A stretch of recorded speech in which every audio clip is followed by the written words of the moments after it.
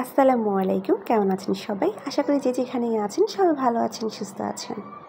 বরাবরের মতো আজকেও চলে এসেছি আমি সারাদিন কি করি, কিভাবে সময় কাটাই, কি কাজ করি এইসব নিয়ে।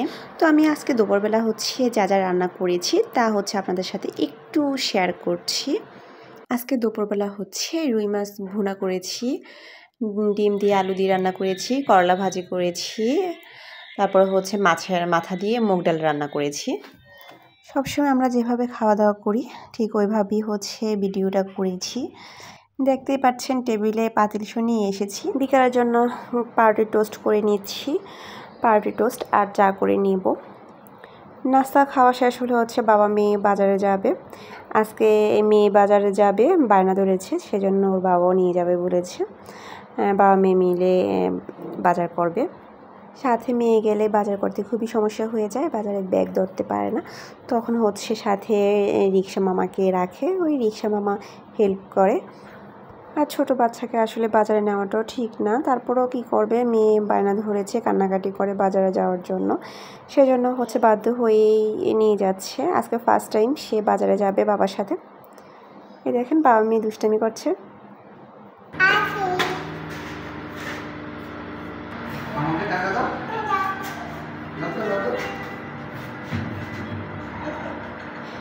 তো ওনারা বাজার থেকে চলে এসেছে, বাজার অলরেডি নিয়ে এসেছে বাবা মেয়ে মিলে।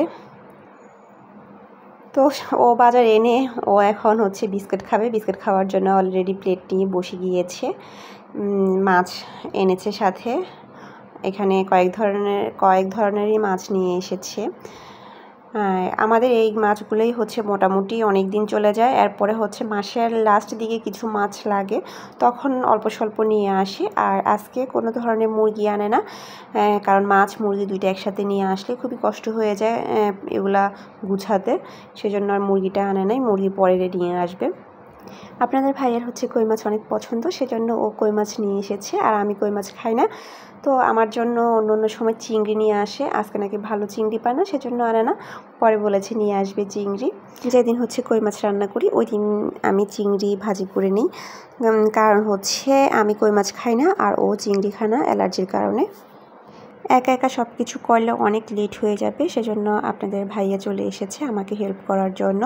সেও ছোটো মাছগুলা কাটার জন্য বসেছে, সাথে আমিও কেটেছি। তো ছোটো মাছ দুজনে বসে ছোটো মাছগুলো কাটা হয়ে গেলেই এগুলা সব কিছু আমি ভালো করে ধুয়ে নিয়েছি। ছোটো মাছ ধুতে একটু বেশি ঝামেলা হয়ে যায়, এগুলো যত ধুই ততই মনে হয় যে ময়লা বেড়ে হতে থাকে। তো আমি কি করি, সিঙ্কের ঢাকনাটা অফ করে তারপরে এই পানি জমিয়ে তারপরে এভাবে ধুই, যেটা পুকুরের মতো হয়, অনেকটা ময়লা তাড়াতাড়ি চলে যায়, এরকমভাবে অনেকবার ধুই। তো আমার এগুলা এতটা ছোট যে ধুইতে এগুলো নরম হয়ে গিয়েছে এমন অবস্থা, তারপরেও মনে হয় যে এগুলা ময়লা বেড়ে হতে থাকে। তো এরকমভাবে আমি ধুয়ে নিয়েছি অনেকক্ষণ ধরে। যে মাছগুলো তাড়াতাড়ি নষ্ট হয়ে যায় আমি ওই মাছগুলো প্রথমেই ধুয়ে নিয়েছি, তারপরে একটা বক্সে আমি এগুলা ভাগ করে রেখে দিয়েছি, যাতে এক ভাগ নামিয়ে খাওয়া যায় ওরকমভাবে। যেহেতু আমি এগুলো ভালো করে ধুয়ে নিয়েছি, পরবর্তীতে আর এগুলো ধোয়া নিয়ে ঝামেলা হয় না। আমি সবগুলা মাছে ধুয়ে সুন্দর করে বক্সে করে রেখেছি। সবগুলা মাছ ধোয়া তো আর ভিডিওতে দেখানো সম্ভব হয় না, সেজন্য আর দেখালাম না, যতটুকু পেরেছি দেখিয়েছি, কারণ ভিডিও করতে করতে কাজ করলে অনেকটা সময় নষ্ট হয়ে যায়। এই তো আমার মাছগুলা ধোয়া একদম শেষ হয়ে গিয়েছে। এখন আমি যে বাজারগুলো এনেছি ওই বাজারগুলো গুছিয়ে নিব।